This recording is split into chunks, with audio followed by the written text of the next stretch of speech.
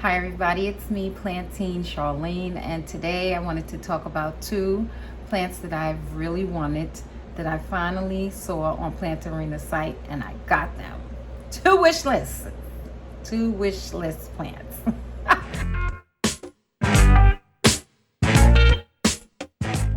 Okay, so as always, I want to shout out to everyone who has subscribed to my channel.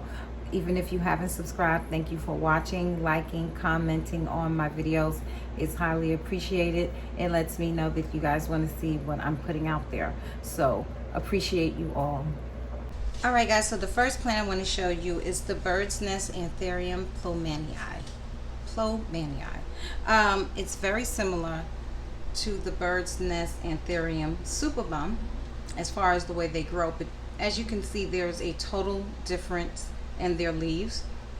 So there is a very nice ribbing in the leaves of this one, where this one has more of a wavy kind of edge to it. You see they both have these aerial roots that are very similar to an orchid plant, but it seems like this one grows wider. This is a reminder. Call Shasha for her birthday. I have to call Shasha for her birthday. Okay, I'll make sure I call Shasha right after I do this. But again, this plant seems to grow wider. This one seems to grow more upright. The care is very similar. They, what was I saying? The care for these two anthuriums are very similar. Their growth is very similar too. These leaves can grow like large, huge, massive. And if I find a picture of a larger one, I'll put it in here so you can see what I'm talking about. The plant does prefer medium light, but can handle low light. Note that low light, being that this plant does flower, I'm not sure about the Superbum, but the Plowmanii does flower. It's a spathe type of flower, but if it's in low light, the chances of it flowering is minimal. Sorry, Ernest came home. Probably gonna hear him in the background, so my apologies on that. This plant, I am so lost in my video right now because all of these distractions. So to pull myself and thoughts together, I'm just going to read, because if I get distracted again, I probably won't be able to finish this video. And I can hear myself trying to speed talk. So, soil. The Plowmanii does like a well-drained, moist, rich, organic mix.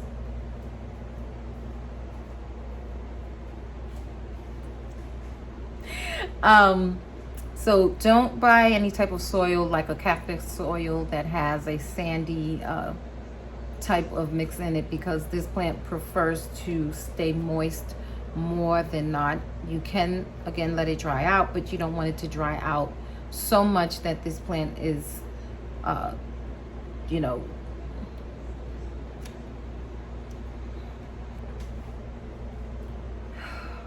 I'm gonna pull it together. So I'm gonna work from the phone, not my memory, because I am being distracted. So soil, it does like a well-drained, moist, organically rich soil. You don't want to have like a cacti mix or, you know, anything with a lot of sand in it, because this plant likes to keep the soil evenly moist. So you don't want it drying out too fast, because then you're going to be constantly watering it and you may rot the roots. Fertilizer. Don't buy cheap fertilizer when you want to fertilize this plant. The cheap stuff will damage this plant, possibly even kill it. So get something that you know is a brand name that does well with fertilizing plants. This plant does like high humidity. You see these aerial roots, they will take the moisture from the air and, you know, feed the plant. These leaves are pretty thin, unlike the Superbum, which is no, actually they're not, they look thick, but they're actually not that thick. It's because of that ribbing in the leaves. It looks like it's a thicker plant, but they're both pretty thin. You see here, excuse me, a new leaf is growing, but you see that? That's because I think I waited too long to water that plant. Or it's actually, you know what I think it is cold damage, because when it was being mailed, it was delayed and the temperatures here were dropping into the 20s, and this plant looks better than the other one, but there is cold damage because I've been on a pretty good schedule of watering it. So this is what you'll get if you have this plant in too cold of weather. So again, nothing below 55 degrees and as high as 80. So my next plant, as I just noted about the cold damage on the Anthurium Plowmanii, here's my Brandy, my Philodendron Brandy. I have 3 leaves left. When it arrived, the leaves started to fall off. I knew that when it didn't arrive when it said it would, and we were in such cold weather, though I did have a heat pack with it, I knew that the plant probably didn't have a good chance because it was just really cold, and it was, who knows where it was sitting, you know, with the post office or whoever delivered. I don't know if it was the post office or FedEx, but there's just so much damage on this plant. You see everything is just like dying. I'm so pissed, but I'm gonna write Plantarina and see what they're willing to do. I mean, I don't know, but the care for this plant is pretty much basic for philodendron. It is a vining plant. It does grow quickly. It takes medium light but can handle low light. You want the soil on this plant to be high quality, fast draining, potting mix. I'm reading again because I'm just like, when I look at this, I'm just so upset because I really wanted this plant, and when it was finally optional, I was so happy to know that I would have it. And then this.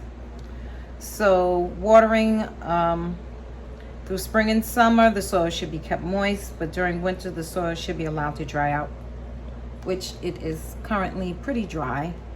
The light, like I noted, it says here, this plant is relatively durable and it can thrive in many different conditions, but is more suited to bright light, but not direct sun. Again, it can handle low light though. Repotting this is usually when it becomes root bound. You want to take this plant and put it in a larger pot, maybe no more than 2 inches bigger than what it currently is in. So for instance, this is a 4-inch pot, so the biggest I should go is a 6-inch pot.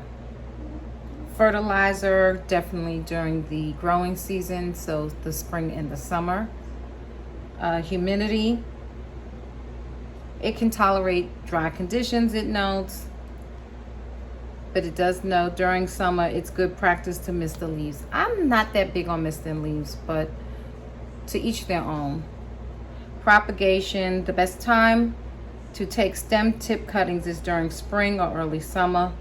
Place the stem in water or moist soil and they should root quickly and easily. So because this is a philodendron, I don't even know if there's a area on this plant that I can show you to cut because there's just so much damage. But no, I don't even want to do too much to it because it's struggling really bad, and I'm really hoping it'll come back. But if it doesn't, again, I am going to write them and let them know what it looks like. I did take a video, as you guys can see, of what it looked like when it arrived, and this is very disappointing for me because I wanted this plant so much, and then finally when I have the opportunity to get it, this is the results of what it looked like when it got to me. I don't know what the post office was doing. Things are really bad with mail now. Really bad. Like, everything is getting delayed. So, anyway, guys, that is it. I'm hoping to do a follow-up video to show you guys that this plant made a major comeback and what it looks like. I think what I may do is just, I'm not feeling okay about taking any stem cuttings because it's in so much shock still. It's trying to acclimate to my space. The fact that I still have 3 leaves is, I guess, a good thing, and there's a new one coming, but I'm not, it's this right here is kind of curling up. I'm hoping that it will come back. So that's it, guys. I hope you like, comment, subscribe, share the video, click the bell to know when a new video is coming out. I'm just so disappointed when I look at this plant. But either way, guys, stay safe, stay healthy. God bless, and don't forget to keep planting.